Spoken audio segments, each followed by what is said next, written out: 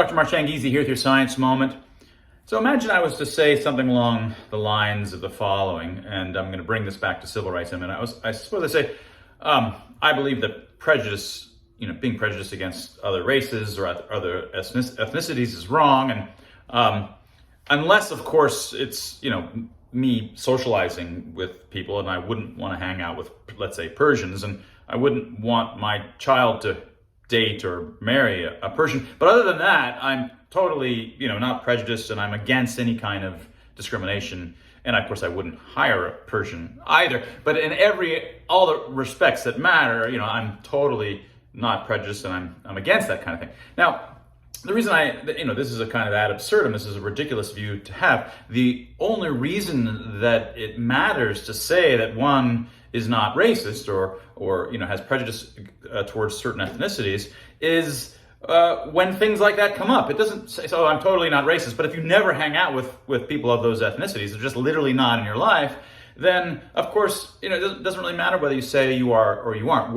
Where the thing hits the fan is when you interact with them in your lives. And if you are, in fact, not hiring on the basis of that, or not having your child hang out with them or date, then that's the exact place where it matters to say that you're not prejudiced. So the reason I bring that up, it's clearly a fraudulent thing to say. It's an absurd kind of thing to say in the case of prejudice or racism, but it's exactly the kind of thing in another context that happened. There are folks in academia, there are journalists, there are intellectuals that most of their lives they would have told you that they are civil libertarians. Maybe they were far left, maybe they were on the right, but they believed and claim to believe in their hearts that they're for civil liberties.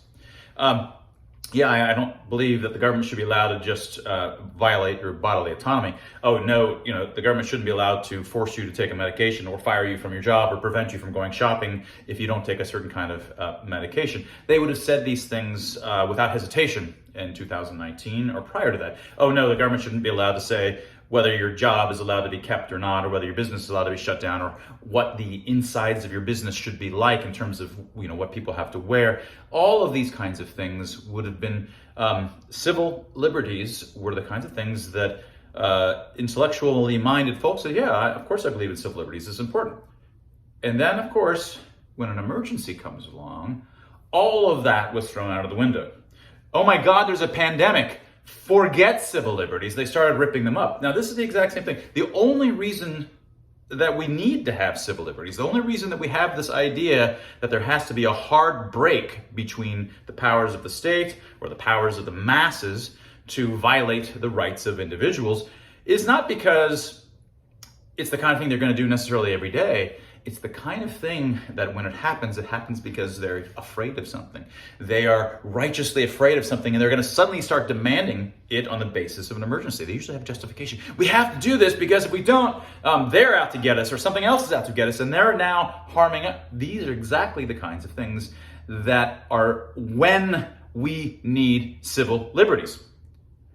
We need, if you are for civil liberties, but not when there's an emergency, then you're not for civil liberties. Just like if you're against racism, except when your children are hanging out and wanting to date somebody, or when you're having to hire. No, you're not against racism. You, in both cases, are not against racism, and you're not for civil rights. We all have to believe and hold civil rights dear, and in some sense we can forget about it under normal conditions because it just doesn't come up. Where it suddenly becomes dear and important to the functioning of society and pushing back on groupthink and collective hysteria is when you are frightened. That's when you have the least ability to tell other people what to wear, where they should go, what they should do. All of those civil liberty principles that you claimed to respect apply exactly then, right? Exactly in those moments. And that was your science moment.